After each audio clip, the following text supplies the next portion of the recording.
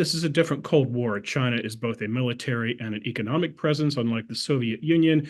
And whereas the Soviet Union was breathing down the neck of Western Europe, you have China breathing down the neck of Taiwan. So what is different when we talk about deterrence at Cold War 2.0? Well, I think what's more important are the similarities, because of course there are very important differences between Cold War One and Two. There are important differences between the Soviet Union and the People's Republic of China.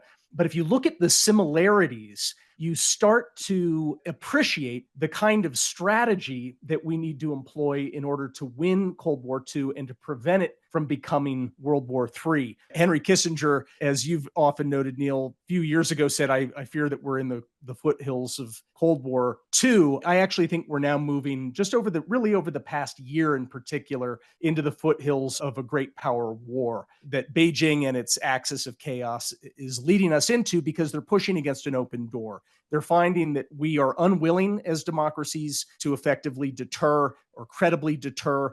And so they're just pushing forward and forward and forward, and they're finding mush instead of steel. And until they find steel, they're not going to withdraw. And I fear that we're moving into a much more dangerous scenario.